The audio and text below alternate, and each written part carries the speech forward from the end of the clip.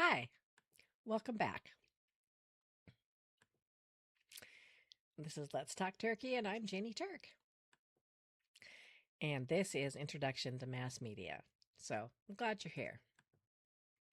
Today, we're going to be talking about all of the secrets going on behind the curtain.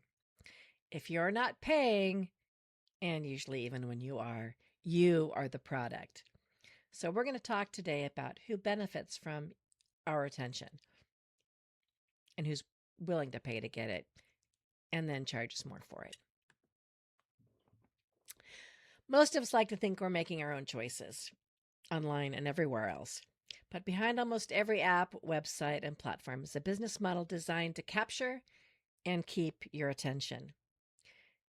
I used to work for a very large internet service, and we spent a lot of time talking about how we could get people to stay in just our app.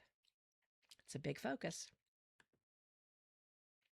This week, we'll look behind the curtain to see how media businesses make money and what that means for us as consumers. So let's get started. How do you spend your money? Let me count the ways. And spend all of your money and even then some for most of us. So we spend our money getting attention, keeping attention, and everybody spends their money to get our attention. Attention is very definitely a commodity. And of course, the things we buy, right? That's obvious. Duh. But I love to talk about clothes because clothes are an interesting part of this cycle. Clothes and shoes are things that you buy for utilitarian reasons, but also because of status. But many of the things that you buy, many of the things you have on right this second are likely to be branded. And that means that not only did you pay money for those clothes, but you're advertising them without being paid. So you're advertising them to other people because everyone wants to look cool like you, right? And I love talking about car advertising because it's a dirty little secret that car advertising is not really aimed at getting new purchasers. It's aimed at reinforcing the idea that people that already bought their cars made a great decision. So I buy a car, I see my car advertised, and I'm like, oh my God, my car is so cool. Everybody, look, that's my car on the movie, in the movie, on TV, being driven in that show or that advertisement. And then my word of mouth salesmanship reinforces the sell and actually encourages other people to buy. Mm-hmm.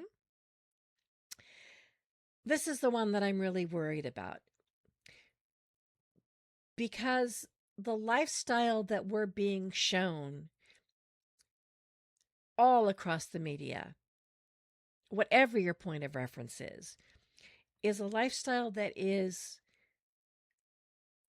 devoid of Tuesdays and exclusive to the very, very, very few who can afford it in ways that are not portrayed on the media.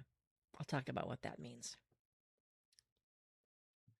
And I want to be very clear here. I do not blame this on your avocado toast habit or your Starbucks habit. There are a lot of boomers. I'm not a boomer. I know it's hard to tell, but I'm not. There are a lot of boomers out there that want to say that it's your fault that you can't afford things because you're spending your money so frivolously. But when I went to college, it was basically free. And pretty much everyone I knew could work for the summer, save up enough money to live the rest of the school year without any additional help because it was a conceivable thing to do then. Today, it's not possible. When I bought my first house, little bit of money that we could borrow from my starter husband's parents got us in there. Your first house, it's not a little bit of money anymore. You're looking at, I think the averages right now are around you need 80 grand as a deposit on that first house. And that's a lot of money and really hard to save up. So it's not an avocado toast problem. It's a systemic problem. And then we're going to get to all of the media that we spend money on. And we do spend a lot of money on this, including the streaming services that came in with the promise of free and not so much anymore. I want to be very clear that the algorithms, the same algorithms that tell you the things that you're looking at in the store, and all of a sudden, here's a coupon for them. The algorithms are business tools. They want to get your vote. They want to get your money. They want to get your support. They want to get your retweet. They want to get you to support them in making money. So let's talk about brands. So when I got engaged to my starter husband, the very first Air Jordans were out. And so I bought him a pair as an engagement present. And so what did that mean? Did it mean that we were rich? Absolutely not.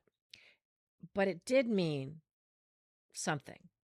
It meant status. It meant identity. It meant success. And we have definitely been convinced by the media and convinced each other that those brands mean something. So I want you to take a look around right now where you're sitting. You don't need to move. Just move your head, look around. How many brands can you see? And count in the next couple of seconds. Does that number surprise you? Look down. What brand shoes do you have on your feet? Mine are Crocs. I know. But they're Crocs sandals, if that's even a little bit better. But we see the brand names everywhere. Not just, our roommate's got an Apple computer and I have an iPhone. Not even that. We see the brand names in every interaction that we're engaged in. We see them reflected back at us through media. We see them on the table in the cafeteria. We see them on people's bodies. We see them everywhere. We see them on billboards. We see them at stadiums. We see them everywhere we go. We're bombarded with all of the logos, with all of the media, with the conviction that brand names mean something.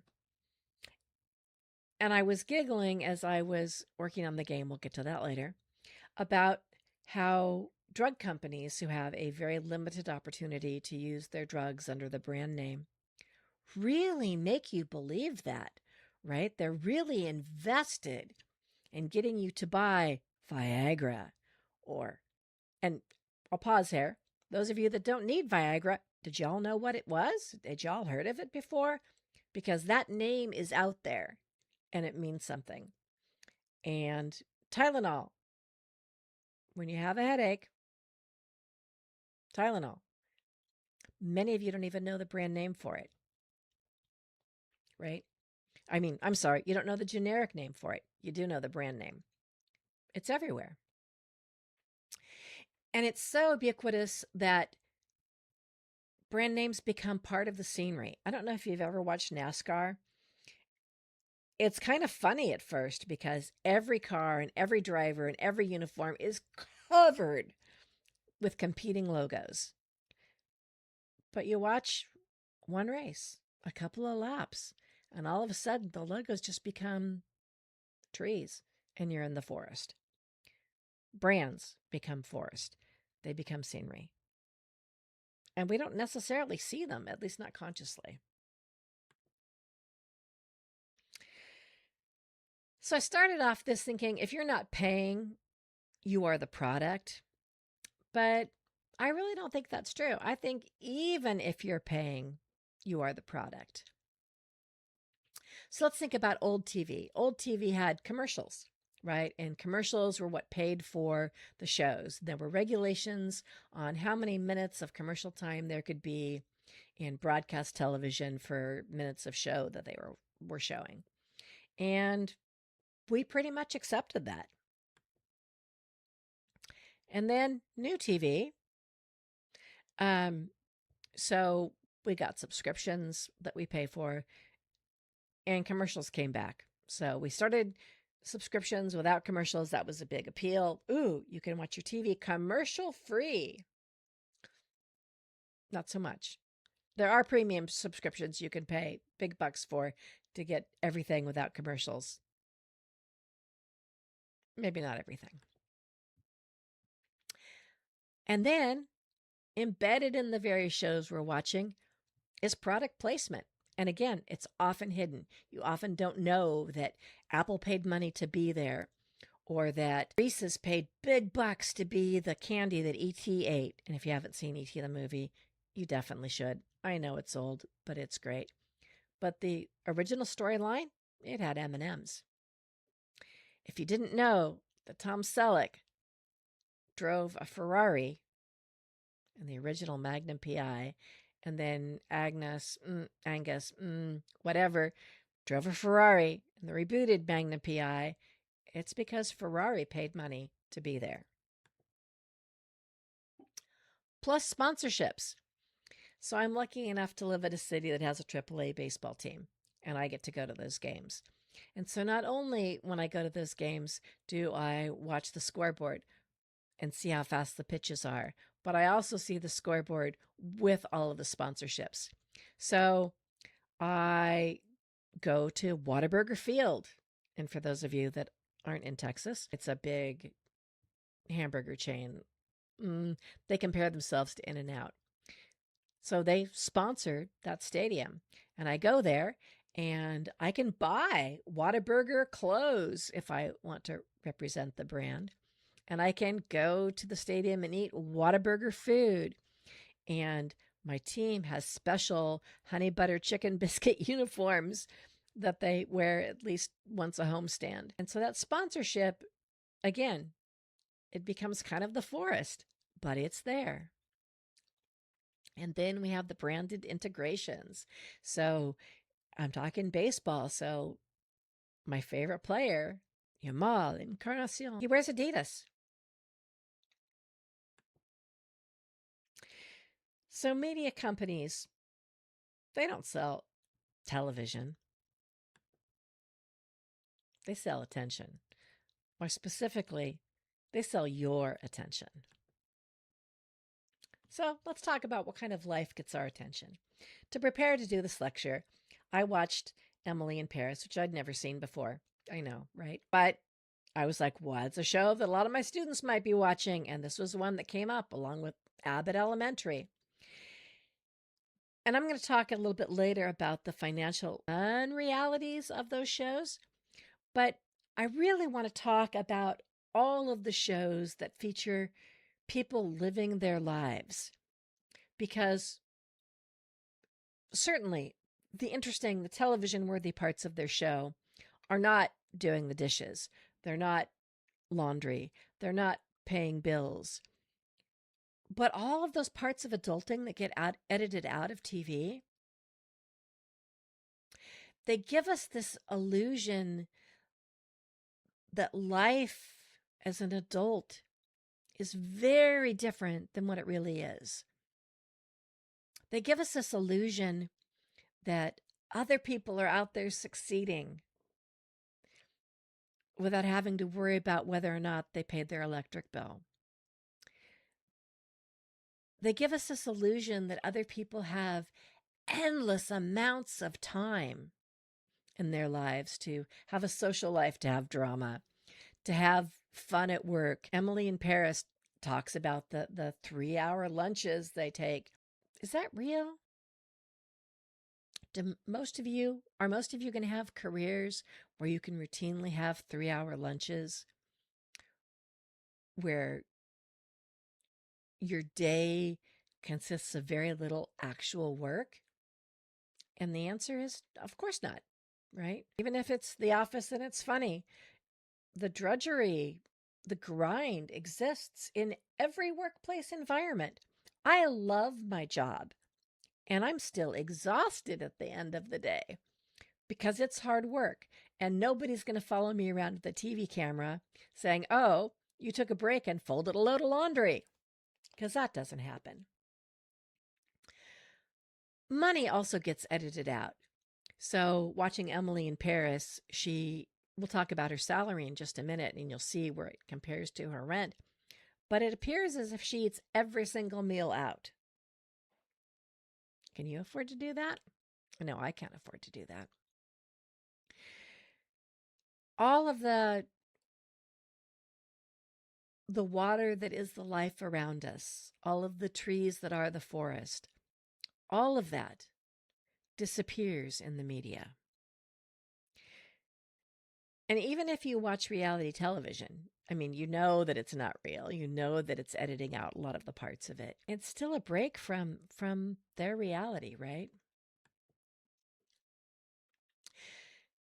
So I'm super excited about this because I wanted to build a slide that would show you how everybody is paying to get your attention and how this is a reinforcing cycle and it's a game to them, how we can game the system and get you to play and get you to buy our clothes and then advertise our clothes and buy our shoes and then advertise our shoes and then watch videos about them, people unboxing them on TikTok.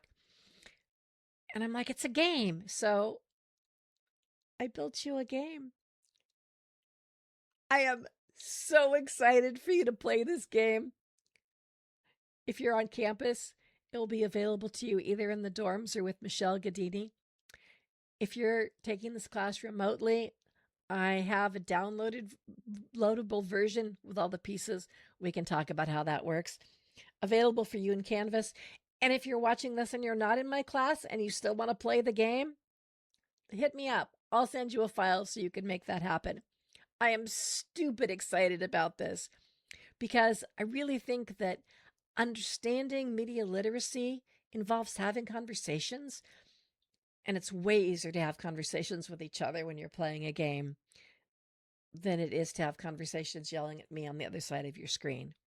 So the game's called Your Move, and I am super excited to bring it to you. And I hope that you have fun playing it. And I want to hear about it. And if you hate it, tell me that too. I can handle it. But I hope you enjoy it. So let's just sit back and talk for a minute. And if you're looking at the screen, you'll see I have a bunch of notes up.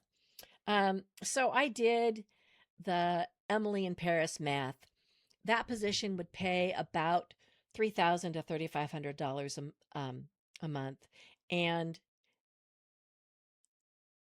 in euros, and the rent runs $2,500 to $3,500. So you can see right off the bat that it's entirely possible that the rent for that specific apartment would be equal to the salary she was making, which leaves zero money for food and utilities and clothes and entertainment and a phone. It's just impossible. Abbott Elementary, the other show that I watched, because I was thinking they're teachers in a school. They are portrayed as being the poorest school in Philadelphia. I did some research. The salary there would be about $4,500 to $7,500 a month on the low end if you're just out of school. And I want to say $7,500 a month sounds like a lot of money. Well, teachers have a lot coming out of their paychecks, so they pay into an individual retirement, not Social Security. Of course, they pay taxes.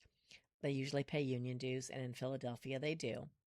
And so my preliminary math says that the take home would have been somewhere in the neighborhood of $2,700 a month after all of that.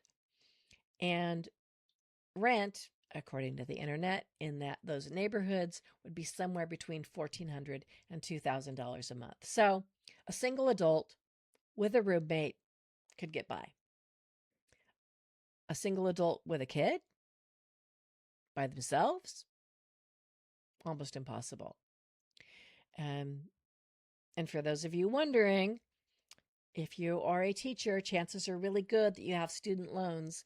And the student loan payments, again, according to AI, would be about $350 a month for the average graduate with a teaching degree.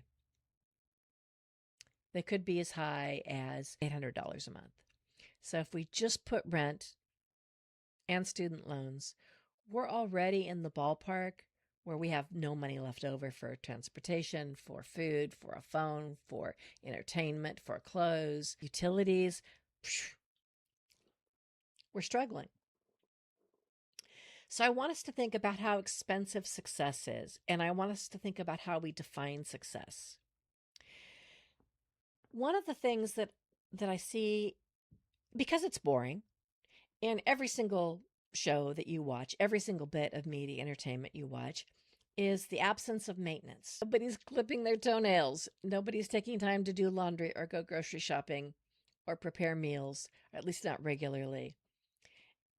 Nobody's taking time to, well, I got a new internet today and my husband spent an hour on the phone with them. We got new phones. That took us like 5 hours to get them set up.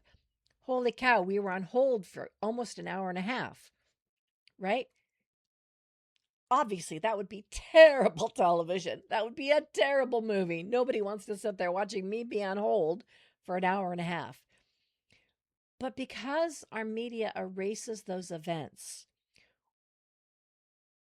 not consciously, but subconsciously, we all think that life should be fucking easier than it really is. Media influences what we expect our lives to look like, not just what we buy. It influences what we expect a good life to be. And that's a bigger conversation that we need to have with each other and we need to have with ourselves about what underlying things is the media convincing me, without my consent, by the way, that this is what I should expect, that this is what normal is. And so I want us to think about the expectations that have become so normal, we don't even notice them anymore. Because the problem isn't that the media gives us dreams. Dreams are great. Expectations are great. Hopes are great. The problem is it erases Tuesdays, that it erases the actual work of getting things done, of achievements. It erases sleep in all kinds of senses of that phrase.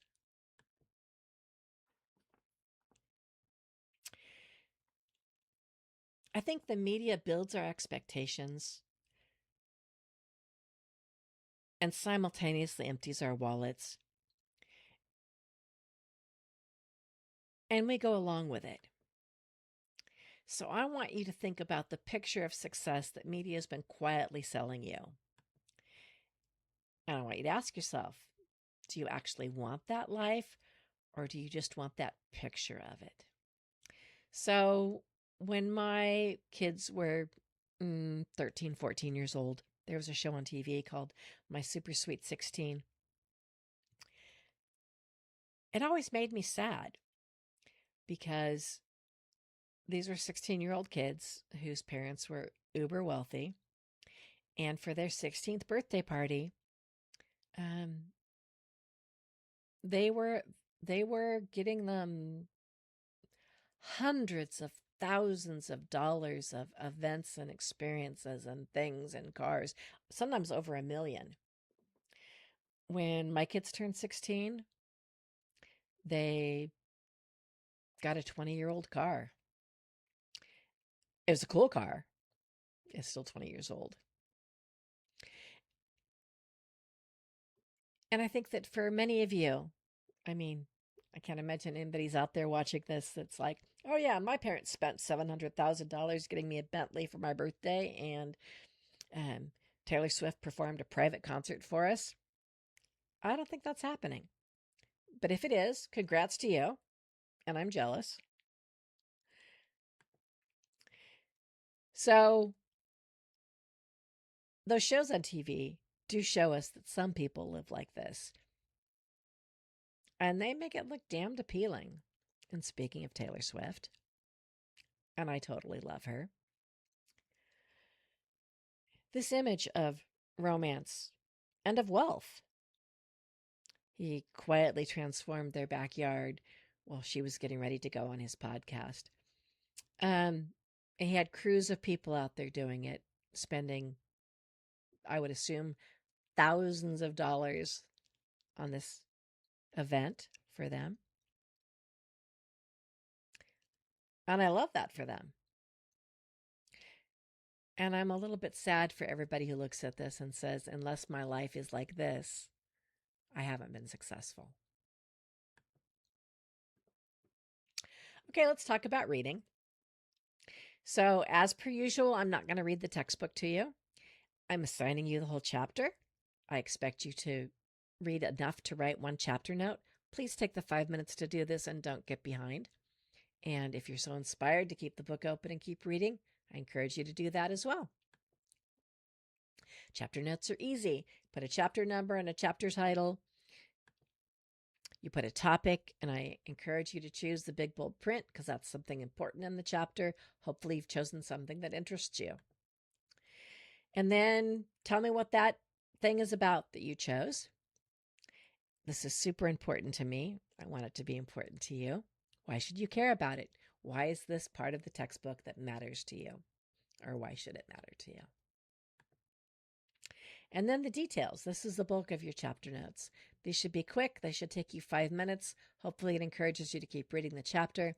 But the chapter note in and of itself should be quick and easy. And I hope you do that. Hope you're reading.